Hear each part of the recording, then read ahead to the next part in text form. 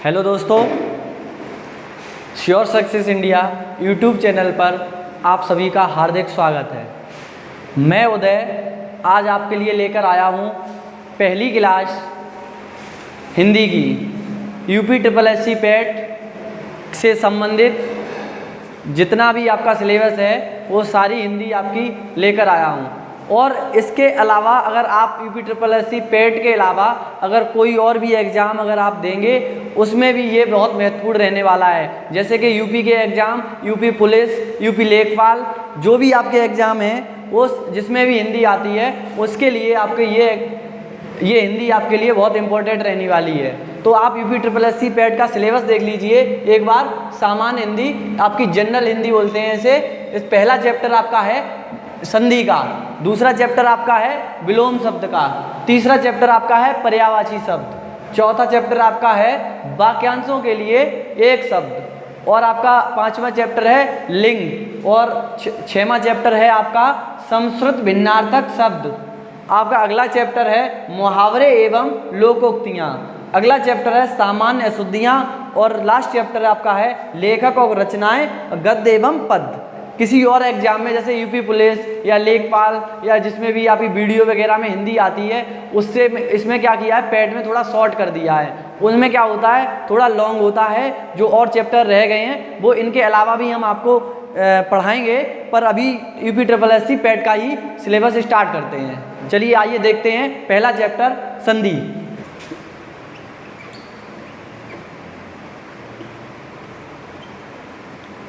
पहला चैप्टर है आपका संधि। तो आप संधि पढ़ने से पहले दो चार चीज़ें आपकी वर्णमाला में से हैं वो आप समझ लीजिए। उसकी वजह ये है कि आप वो चीज़ें आपको पता होंगी तभी आप संधि को कर पाएंगे बहुत आसानी से। और आपको एकदम संधि एकदम शॉर्ट तरीके से कराएंगे। आपको बस इसी वर्णमाला से ही आपको पता चल जाएगा कि संधि हम कितनी अच्छी तरह से कर सकते हैं। तो वर्णमाला में आप देखिए संधि में क्या होता है कि स्वर आपके कितने होते हैं, 11। कौन कौन से होते हैं, ये आपके 11 हो गए। क्या हो गए, स्वर। ये स्वर आपके 11 हो गए। अब आप एक चीज देखिए इसमें कि आपके स्वर 11 हो गए। इन आपके 11 स्वरों को 3 भागों में विभाजित करेंगे। जैसे कि ये एक हो गया, ये हो गया ए, और एक ये हो गया, इसे बोलेंगे बी, और एक ये हो गया, इसे बोलेंगे सी। देखिए पहले होता है लघु स्वर।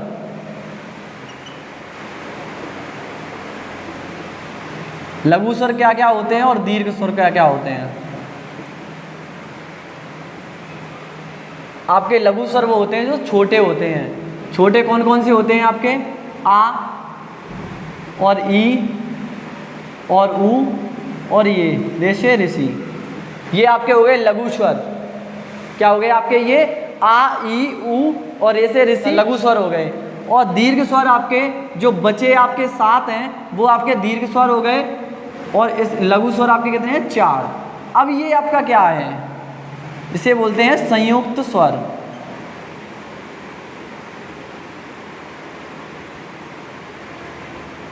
इसे क्या बोलते हैं, संयुक्त स्वर। अब आप लोग देख लीजिए व्यंजन।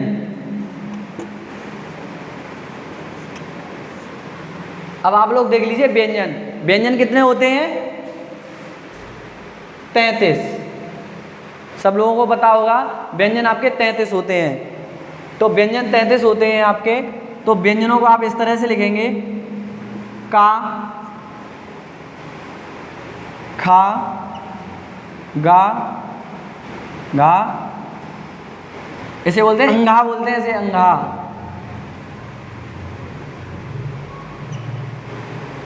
अंघा। अगला लिखेंगे चा, छा, जा,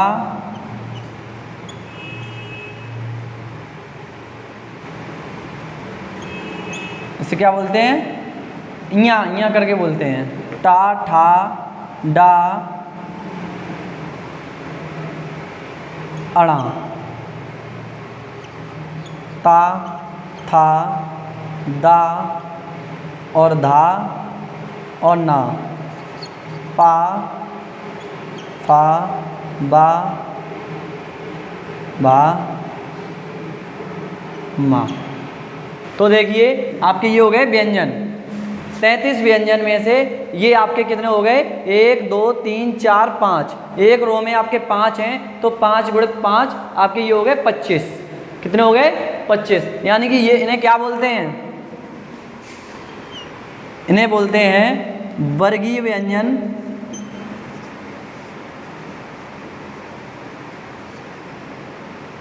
या स्पर्श व्यंजन, स्पर्शी व्यंजन।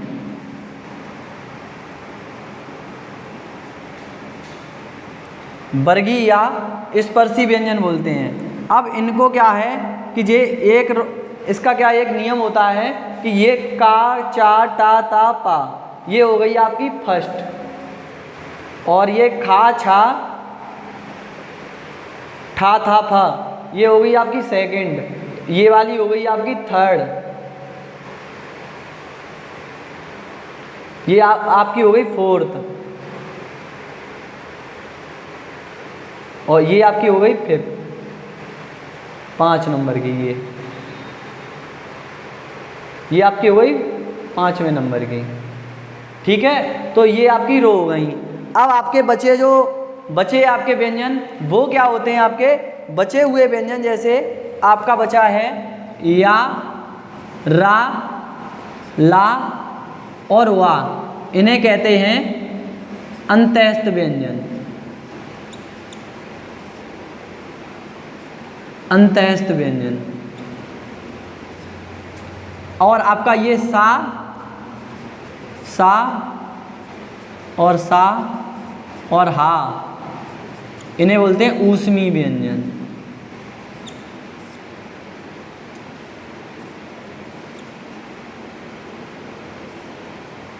ज़्यादा डिटेल में जाने की ज़रूरत नहीं है कि ज़्यादा डिटेल में तो आप वर्णमाला में पढ़ेंगे, हम आपको भी सिर्फ संधि पढ़ा रहे हैं, और संधि में वर्णमाला का जो यूज है वो मैं आपको वर्णमाला बताए दे रहा हूँ। और ये ऐसी वर्णमाला बताऊँगा आपको कि आपके दिमाग से शायद है कभी निकलेगी नहीं, और संधि तो आपके दिमाग से कभी निकलने ही वाली नहीं है। आप एक बार सिर्फ पढ़ते रहिए, बने रहिए। अगर मेरी हिंदी पसंद आ रही है तो चैनल को सब्सक्राइब करिए और लाइक करिए। देखिए भाइयों, आप लोगों ने क्या, मैं आपको संधि फर्स्ट चैप्टर आपका पैट का संधि पढ़ा रहा हूँ। स्वर आपने देख लिए 11 होते हैं। कौन कौन से होते हैं ये लिखे हुए हैं? आ, ई, ऊ, रे से ऋषि, ए, ओ, औ। और उसके बाद इनका 3 वर्णों में विभाजित कर दिया मैंने, ए, बी और सी में। लघु स्वर आपके 4 होते हैं, दीर्घ स्वर आपके 7 होते हैं, संयुक्त स्वर आपके कितने होते हैं? 4। संयुक्त स्वर आपके होते हैं 4। ये चीज़ समझ में आ गई आप लोगों को। अब आपके व्यंजन होते हैं 33। व्यंजन कितने होते हैं? 33। तो व्यंजन आपके जो 33 होते हैं उनमें से आपके 25 वर्ड होते हैं, तो 25 वर्ड क्या कहलाते हैं? वर्गीय व्यंजन या स्पर्शी व्यंजन कहलाते हैं। और उसके बाद अंत्यस्थ व्यंजन आपके या, र, ला, वा। अंत्यस्थ व्यंजन कितने होते हैं? 4। या, रा, ला, वा।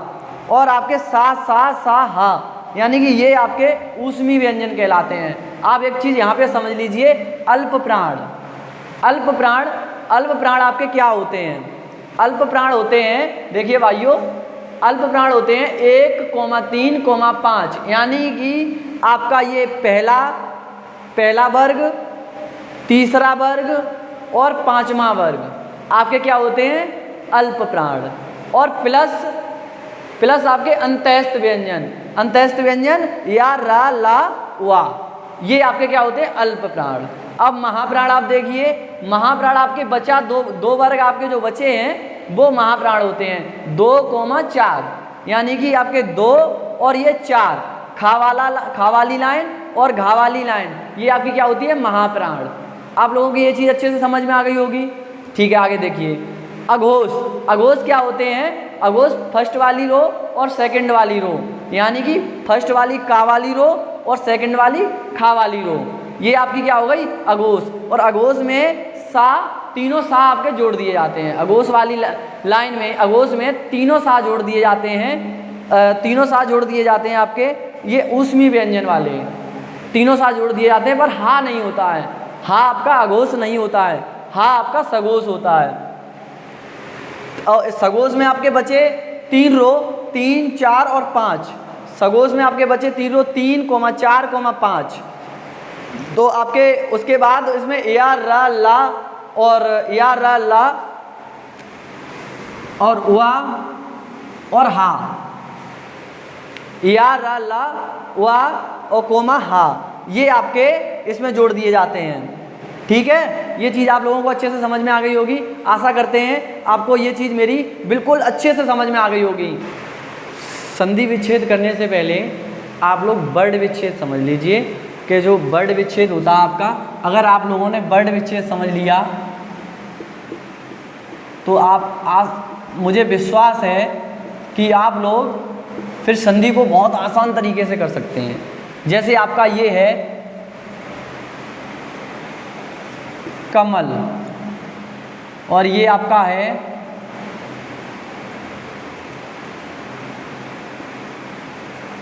खर और ये आपका है गमल और ये आपका है राखी।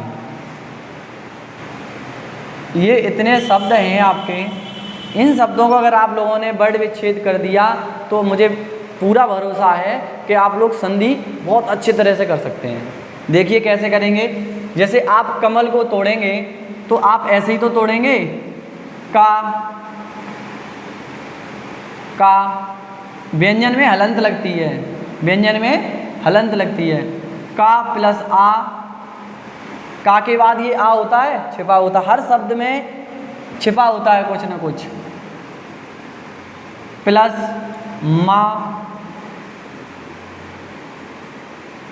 और प्लस ला। अच्छा एक चीज़ देखिए, इसका लास्ट शब्द क्या हुआ आपका, आ हुआ ना। अगर आप लोग ये सोच रहे होंगे ला है, ला नहीं। आप अगर वर्ड विच्छेद करेंगे कमल का तो लास्ट वर्ड आपका होगा आ। ऐसे ही इसको आप लोग करके देखिए। खा हलंत लगा दीजिए,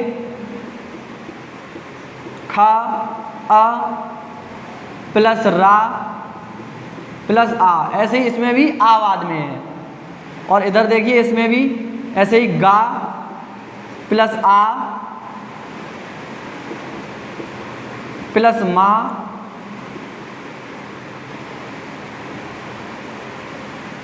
प्लस आ और प्लस ला। ला के बाद क्या आपका होगा आ। ये चीज़ क्लियर हो गई। अब इसमें राखी में देख लीजिए आप लोग, रा प्लस आ, बड़ा है यहाँ पे, बड़ा है इसलिए बड़ा है। रा प्लस रा प्लस खा और इसके बाद ये लास्ट वर्ड राखी में क्या होगा, आ नहीं होगा, ये बड़ी की मात्रा है तो यहाँ पे क्या होगी आपकी बड़ी ई होगी। आप ये वर्ड विच्छेद, आशा है मुझे, मैं अपना 100% दे रहा हूँ तो मुझे भी आशा है आप लोग अच्छे से समझ रहे होंगे और आपको ये चीज़ अच्छे से समझ में आ गई होगी। तो आपको अगर समझ में आ गई तो ये चीज़ नोट कर लीजिए। अब आप लोग संधि की परिभाषा देखिए। दो वर्णों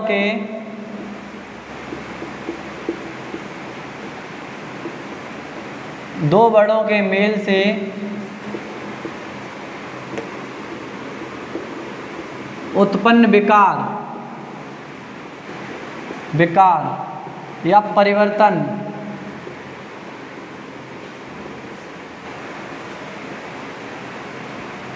संधि कहलाता है।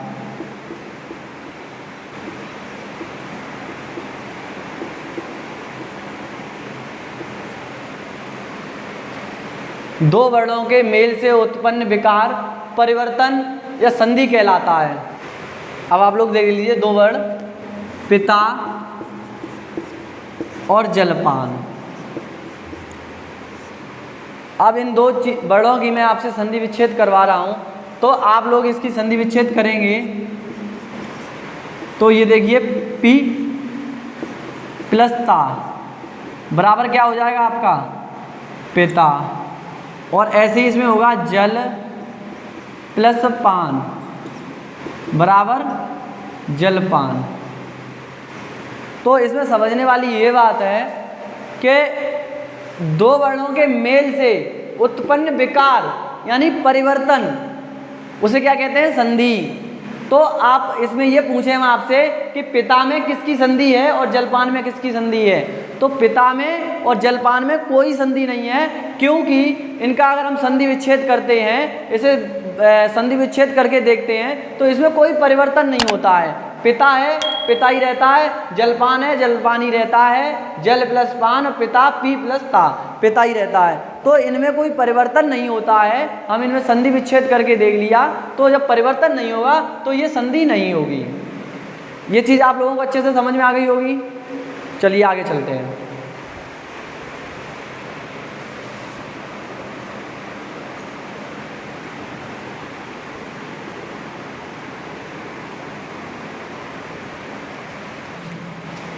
अब आप लोग देखिए संधि के भेद।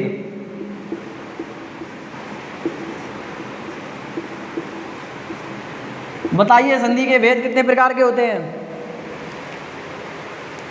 चलिए, संधि के भेद 3 प्रकार के होते हैं।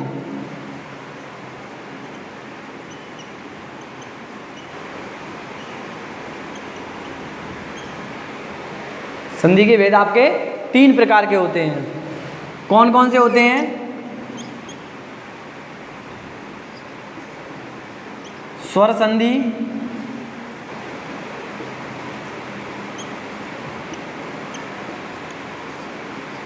व्यंजन संधि, व्यंजन संधि और विसर्ग संधि।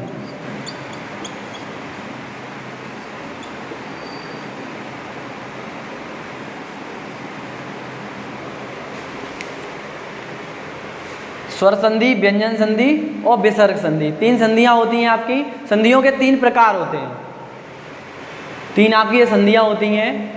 तो अब आप एक चीज देख लीजिए, स्वर संधि कितने प्रकार से होगी? स्वर संधि आपकी स्वर प्लस स्वरों का मेल ही होगा, आपकी वो होगी स्वर संधि। अब आपकी व्यंजन जो संधि है वो 3 प्रकार से होगी। कितने प्रकार से होगी? 3 प्रकार से। पहला प्रकार आपका है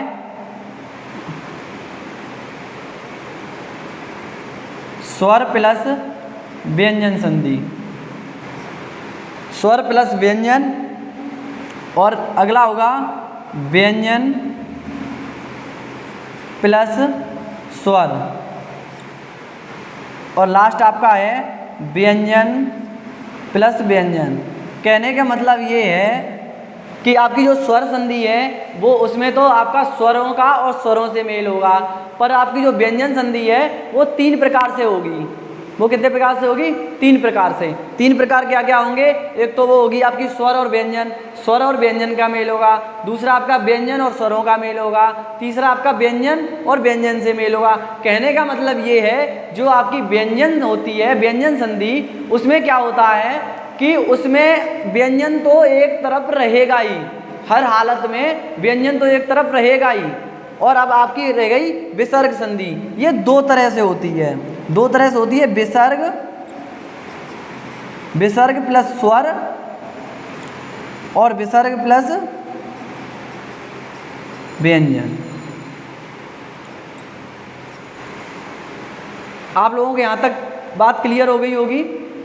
विसर्ग संधि आपकी है वो 2 तरह से होती है, और व्यंजन संधि 3 तरह से होती है, स्वर संधि 1 तरह से होती है। तो कहने का मतलब ये है, आपकी जो संधि निर्माण की विधियां, एक क्वेश्चन आया था एसआई में अभी, संधि निर्माण की विधियां, ये पूछा से संधि की भेद है, यहाँ पे कंफ्यूजन मत हो जाना। संधि के भेद तो 3 प्रकार के होते हैं, पर संधि निर्माण की विधियां अगर पूछे आपको, संधि निर्माण की विधियां, तो कितनी होगी आपकी विधियां? संधि निर्माण की विधियों से मतलब है कि स्वर संधियों को आप कितनी प्रकार से निर्माण कर सकते हैं? तो 6 प्रकार से कर सकते हैं। कैसे कर सकते हैं? एक तो आपका ये हो गया, 3 आपके व्यंजन में हो गए, 2 इसमें हो गए आपके विसर्ग में, 2 तरह से इसमें होता है, 3 तरह से इसमें और 1 तरह से इसमें। 1 और 3 4, 4 और 2 6, यानी कि आपका 6 तरह से संधि निर्माण की विधियां कर सकते हैं। अगर किसी एग्जाम में आ जाए कि आपकी संधि निर्माण की विधियां कितने प्रकार से कर सकते हैं, तो आपका उसका आंसर होगा आपका 6 प्रकार से। और अगर ये पूछे संधि के भेद कितने होते हैं, तो आप बता सकते हैं 3 प्रकार से, स्वर और व्यंजन और विसर्ग। अब इससे आगे अब ये नोट कर लीजिए, फिर इससे आगे हम आपके करा दें। पहली आपकी स्वर संधि।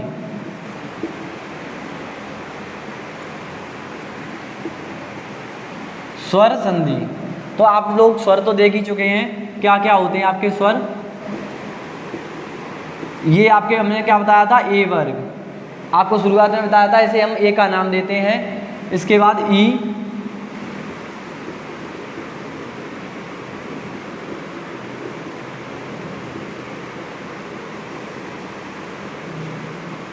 इसे हम बी का नाम देते हैं। बचे आपके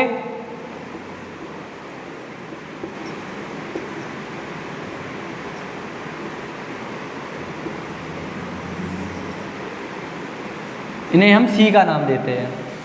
स्वर संधि आपकी, स्वर संधि हम आपको बता रहे हैं स्वर कितने प्रकार के होते हैं, 11 स्वर आपके लिख दिए, 3 भागों में विभाजित कर दिए, ए बी और सी। अब आप देख लीजिए स्वर संधि के प्रकार, इनके भी प्रकार होते हैं, तो आप स्वर संधि के प्रकार देख लीजिए कितने होते हैं, 5 प्रकार। हम यहीं पे आपका ख़त्म करा देंगे, इतनी अच्छे से शॉर्ट तरीके से आपको संधि सिखाएंगे कि आपके दिमाग में एकदम भर जाएगी। आपने आज से पहले ऐसी संधि कभी नहीं पढ़ी होगी, आपको बिल्कुल संधियां नहीं आती हैं, फिर भी आप अगर एक बार हमारी क्लास देख लेंगे तो आपके संधि दिमाग से बिल्कुल निकलेगी नहीं कभी। आप देख लीजिए कौन कौन सी होती हैं। दीर्घ स्वर संधि,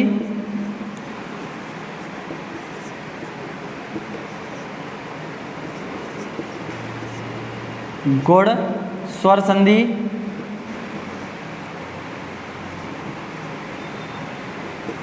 वृद्धि स्वर संधि, अब आपकी हो गई एड़ स्वर संधि, और आपकी लास्ट है अय्यादी स्वर संधि।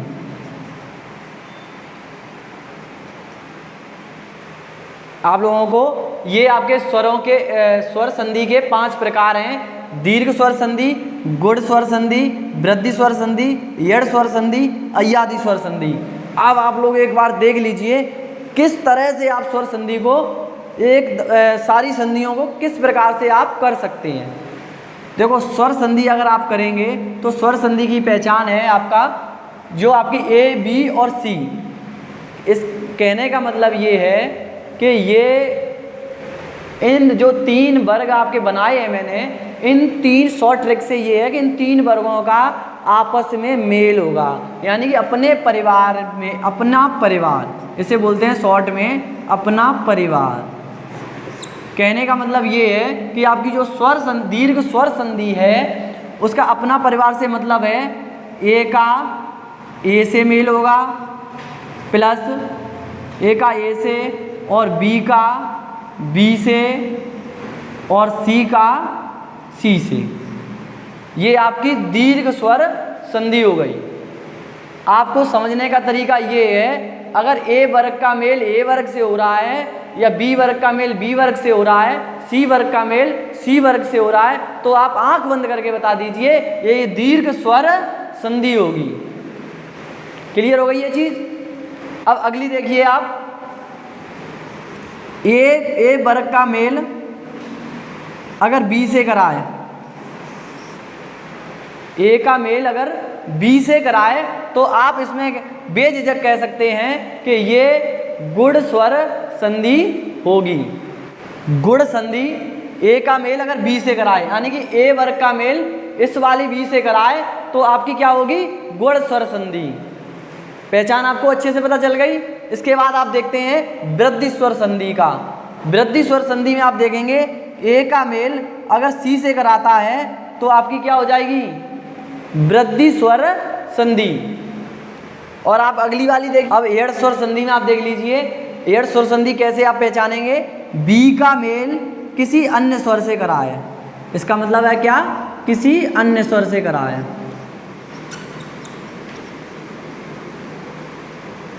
किसी अन्य स्वर से कराए, कहने का मतलब ये है बी का मेल किसी अन्य स्वर से कराए। बी का मतलब ये है कि बी वाला जो वर्ग है, बी वाले वर्ग को छोड़कर और ए और सी वाले वर्ग से किसी से भी आपका मेल कराए तो आप आंख बंद करके बता दीजिए कि ये एड़ स्वर संधि होगी। अब आप इसमें देख लीजिए, सी का मेल अगर किसी अन्य स्वर से कराए,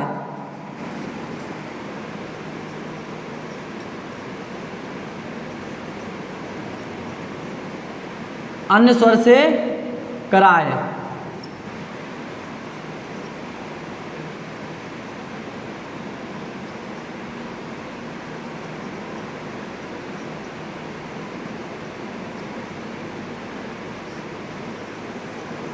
ए कोमा बी वर्ग से कराए। कहने का मतलब ये है अयादी स्वर संधि आपकी जो है वो सी का मेल किसी अन्य स्वर से कराए तो आप आंख बंद करके नहीं, एकदम बिल्कुल आप एकदम तुरंत 1 सेकंड में बता देंगे कि ये आपकी अयादी स्वर संधि होगी। और किसी अन्य स्वर से कराए, कहने का मतलब ये है कि सी का मेल ए कोमा बी वर्ग से कराए। और ऐसे ही इसमें है एड में बी का मेल ए और सी वर्ग से कराए। समझ गए आप लोग? यहाँ तक आप लोगों को क्लियर हो गया होगा, मुझे पूरा भरोसा है। ठीक है, आप लोग इधर देख लीजिए, ये चीज़ आपने नोट कर ली होगी। एक आपको हम बता दे रहे हैं, उदाहरण आपको करा दे रहे हैं एक। मुझसे जल्दी आप जवाब दोगे, मुझे पूरा भरोसा है। विद्यालय, इसका मैं आपको संधि विच्छेद करवाऊं तो आप इसका करेंगे विद्या धन आलय। क्या हो जाएगा? विद्या धन आलय, विद्यालय। अब इसमें समझने वाली एक चीज है, विद्या धन आलय, ये तो वर्ण विच्छेद आपने संधि विच्छेद कर लिया। अब आप इसमें एक चीज बताइए, विद्या धन आलय में कौन सी संधि है बताइए। तो आप इसमें आंख बंद करके बता दीजिए कि इसका आ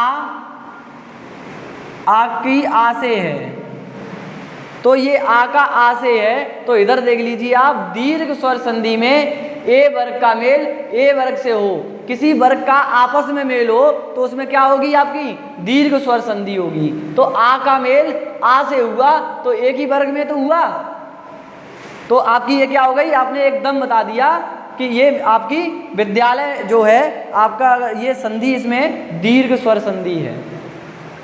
तो ऐसे इतनी अच्छी तरह से आपने शायद है मुझसे पहले आपने किसी से ऐसी संधि नहीं पढ़ी होगी, और इस तरह से आपको एकदम 1 मिनट में संधि आप कर सकते हैं और संधि को पहचान सकते हैं। और इससे आगे हम आपको कल कराएंगे।